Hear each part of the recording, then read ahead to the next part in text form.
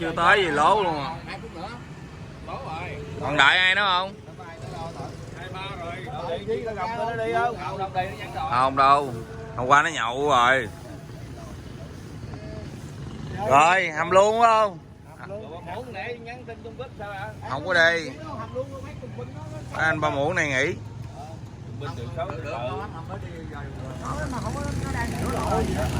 Không, hôm qua em đi bình thường nhưng mà chỉ có bùng binh là nó hơi xấu rồi mình chạy từ từ chạy mấy trong. Tối hôm qua mới đi nè. Tối qua đi Bến Tre mà. Đây anh, đi Vũ ơi.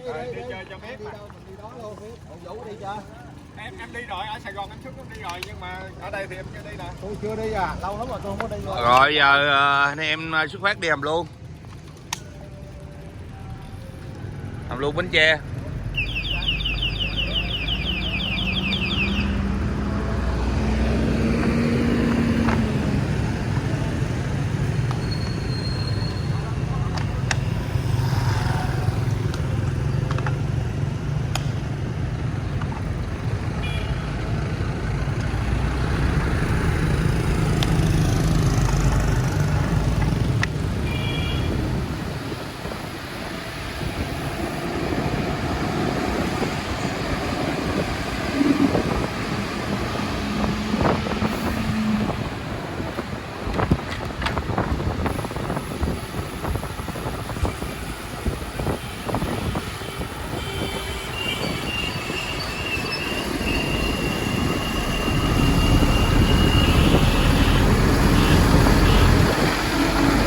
Dẫn đồ đi lên đường.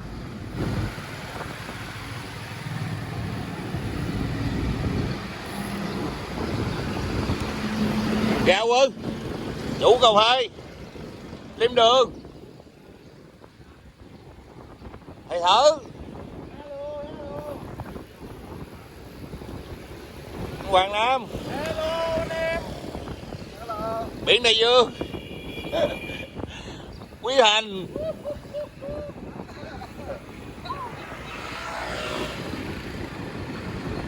Hai anh một.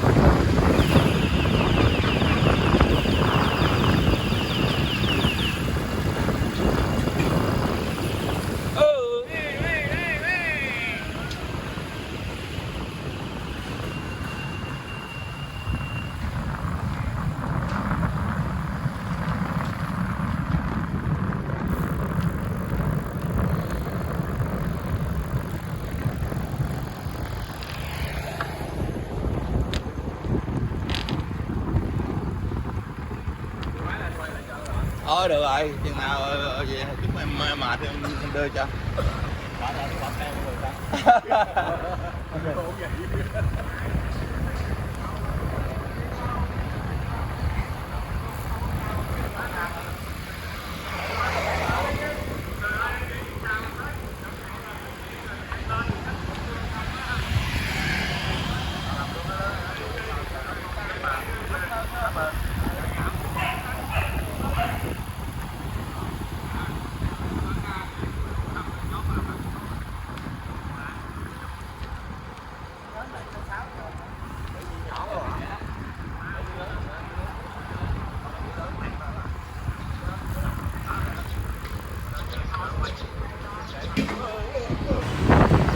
Năm giờ 25 sáng đi ngang quán của cà phê của anh 12, có hú anh em có hú ổng.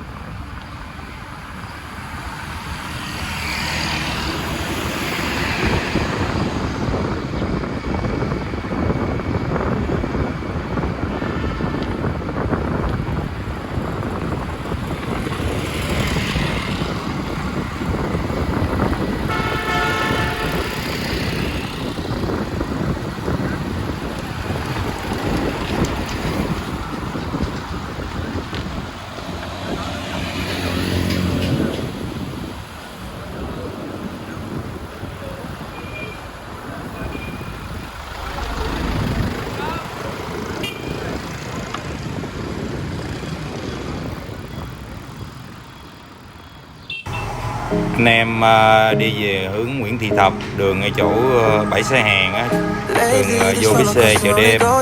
Này là đi ngang sở giao thông tải nè. Đang di chuyển ra chợ, qua đi ngang chợ đêm với lại bến xe. And I pray for you. Nobody else made me feel like the world can't wait. Oh, nothing else matters but your skin on me. Baby, you are the answer. When the world is trying to take my pride, you're the only one that gives me life. Make me say I'ma be okay. Only you make me say I'ma be okay. Only you make me say I'ma be okay. Only you make me say I'ma be okay. Only you make me say I'ma be okay.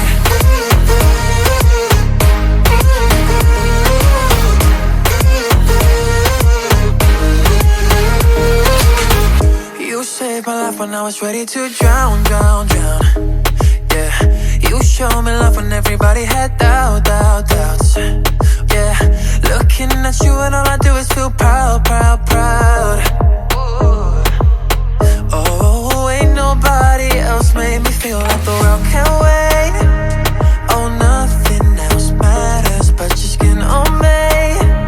Baby, you are the answer. When the world is trying to take my pride, you're the only one that gives me life. Make me say I'ma be okay. Only you make me say I'ma be okay. Only you make me say I'ma be okay. Only you make me say I'ma be okay. Only you make me say I'ma be okay.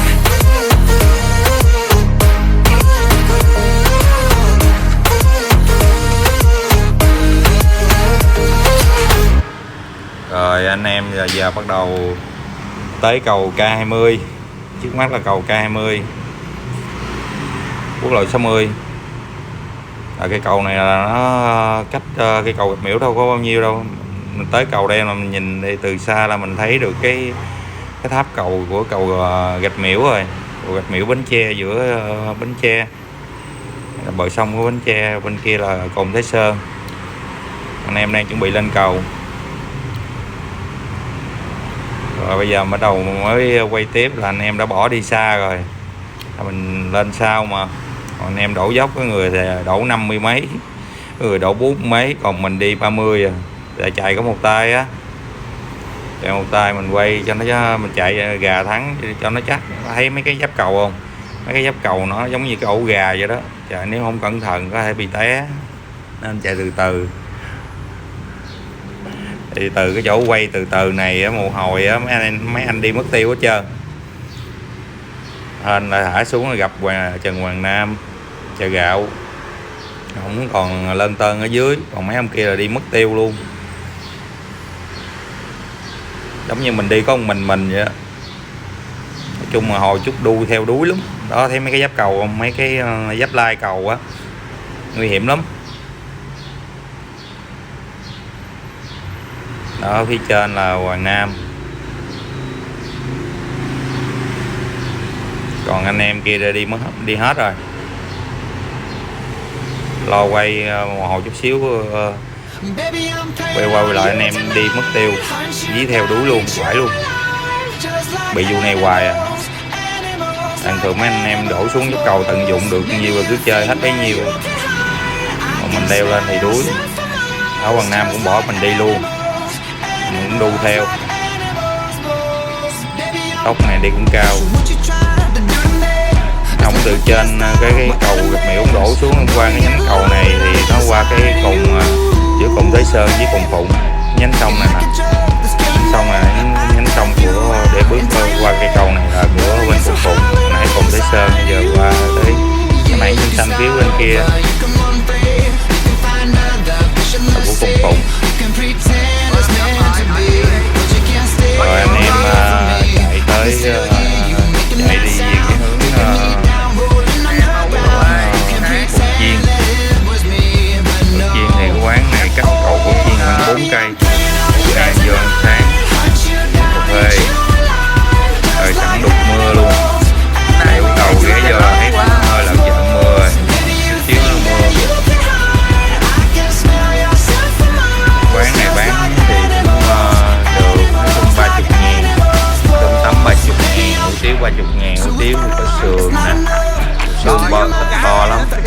á thì cũng tươi, nói chung mình chủ cà phê ăn cái ngon.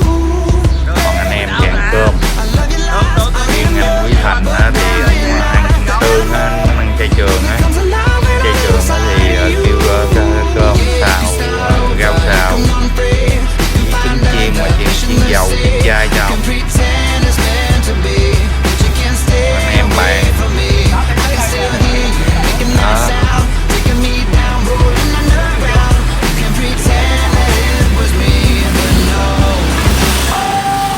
Ngồi ở đây cái quán này cũng là bản danh của bạn Hữu Đường Sa. Hữu Đường Sa có bản danh ở đây.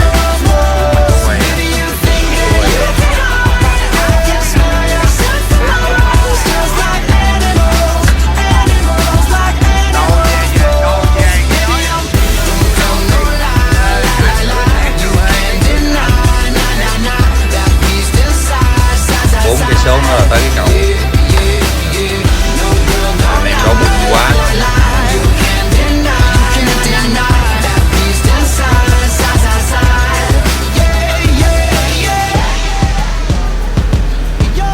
Tốt với 12 nè. Đây mình đi qua bên cái tấm bảng bên đây với kỷ niệm chương của anh em bạn Hữu Sa giao lưu với nhau cờ kỷ niệm chương.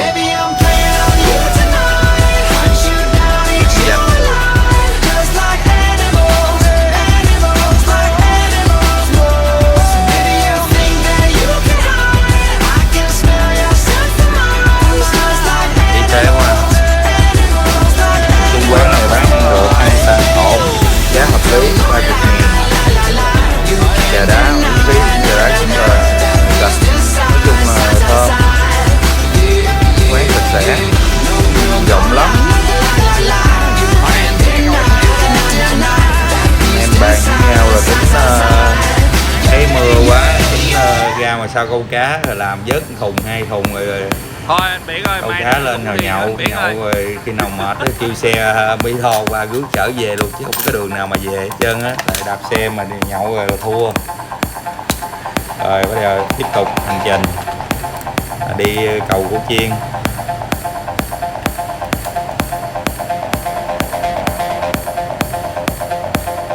Anh em đi hết rồi, còn mình là lên tơn mình quay.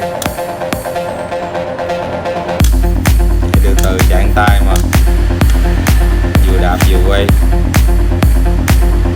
Tốc này Quý Thành đi cũng cao.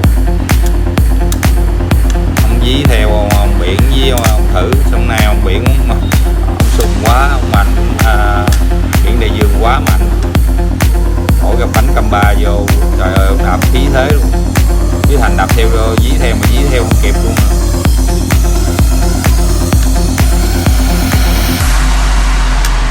Rồi đang dí theo á. Thầy ổng ra xe lẹ quá, ra xe là đạp liền, đây đi sau. Rồi anh em tới giữa cầu Củ Chiên rồi đó, lên dốc giữa cầu Củ Chiên rồi. Quay phim chụp hình đâu làm kỷ niệm. Đây là Vũ Công Tử, Vũ cà phê. Đó, anh này là Thiện Thử về lấy xe, này từ Quảng Nam.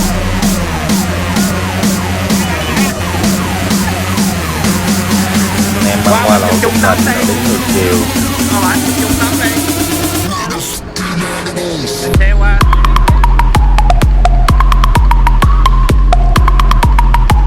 Cây cầu này cao thì nói chung nó cũng là cao, nhưng mà cũng không cao dữ lắm, nhưng mà cái nhánh sông nó dài á, dài kinh khủng, leo lên cũng cả vấn đề. Chuyến đi này anh em nhiều kỷ niệm, leo rất là nhiều cầu, nhưng mà có 3 cây cầu lớn. Một là cầu Bến Tre, hai là cây cầu Hàm Luông, cái cầu này cầu thứ 3 là cây cầu Củ Chiên nè, nó giáp ranh với Trà Vinh. Cái cầu cái mình phải chọc ngay cái đúng rồi. Còn cái cầu Hàm Luông thì nó nghe thành phố Bến Tre. Cầu Lộc Nữ thì nó nối giữa Mỹ Tho, Không có kia nồi Tho rồi. Tiền Giang mình với lại thằng Bến Tre. Sáng nhìn không khí bên đây đã đứng đây mát mẻ lắm. Mà xui cái anh em vừa lên dốc á, rồi có chiếc xe mà xe chở heo á, xe chở heo nó chở mà xong là nước đi đâu nó nhiễu các bạn thấy trên đường á, rồi nó có giá mang xuống. Thế là từ trên đây là không khí trong lành lắm. Đang giờ xếp hàng chụp hình,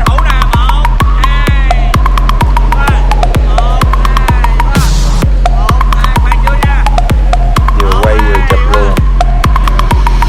Núi Thành đổi với mình cho mình có hình xe lay xe lay anh em rất vui, những điều này rất vui.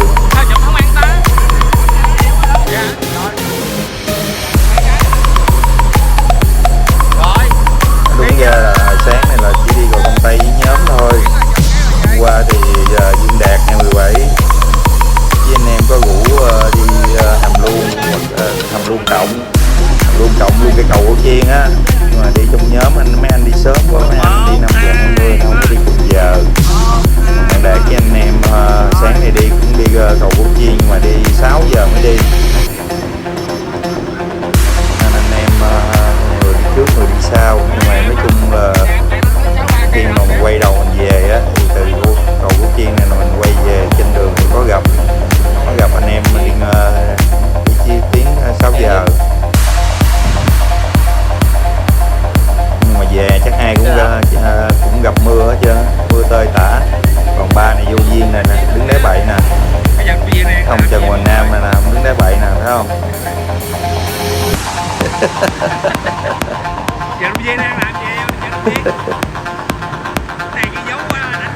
Uống nước cho cố vô.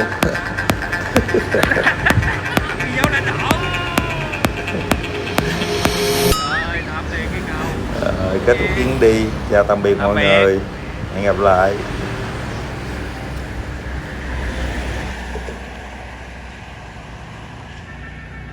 Rồi anh em lên đường về, mình cũng về luôn.